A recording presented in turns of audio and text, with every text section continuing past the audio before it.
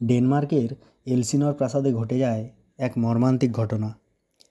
Prince Hamlet বিশ্ববিদ্যালয় থেকে ফিরে জানতে পারে তার বাবা, যিনি ডেনমার্কের রাজা ছিলেন, তিনি মারা গেছেন এবং তার মা জার্ট্রুড সমস্ত শোক ভুলে গিয়ে আবার বিয়ে করেছেন হ্যামলেটের কাকা ক্লডিয়াসকে, যিনি এখন ডেনমার্কের নতুন রাজা হয়েছেন। এক রাতে হ্যামলেট তার বাবার প্রেতাত্মা দেখতে পায়, যে জানায় ক্লডিয়াস তাকে ঘুমন্ত অবস্থায় কানে বিষ ঢেলে হত্যা করেছে। প্রতিশোধ নেওয়ার শপথ নেয় হ্যামলেট এবং ধীরে ধীরে সে পাগলের অভিনয় করতে থাকে।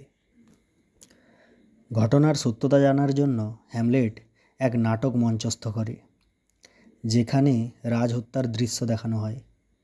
ক্লডিয়াসের অস্বস্তিকর প্রতিক্রিয়া প্রমাণ করে সে দোষী। এদিকে হ্যামলেট ভুল করে হত্যা করে রাজদরবারের উপদেষ্টা এবং ওফেলিয়া ও লর্টিসের বাবা পোলোনিয়াসকে।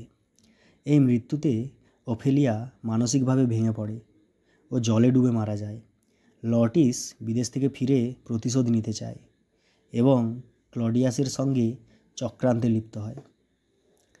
একটি দ্বন্দ্বযুদ্ধের আয়োজন করা হয়, যেখানে লর্টিসের তরোয়ালে বিষ মাখানো থাকে এবং প্রস্তুত থাকে একটি বিষ মিশ্রিত পানীয়।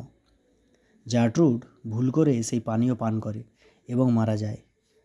দ্বন্দ্বে হ্যামলেট আহত হয়, কিন্তু লর্টিসও নিজ তরোয়ালে আহত হয় এবং দুজনেই মৃত্যুর আগে সব সত্যি জানিয়ে দিয়ে যায়। হ্যামলেট শেষ শক্তি দিয়ে ক্লডিয়াসকে হত্যা করে। নিজের মৃত্যুর আগে হ্যামলেট নরওয়ের রাজপুত্র ফর্টিনব্রাসকে ডেনমার্কের ভবিষ্যৎ রাজা হিসাবে ঘোষণা করে। সবাই মারা যায়, কিন্তু শেষমেশ রাজ্যের ভারসাম্য ফিরে আসে রক্তপাতের বিনিময়ে।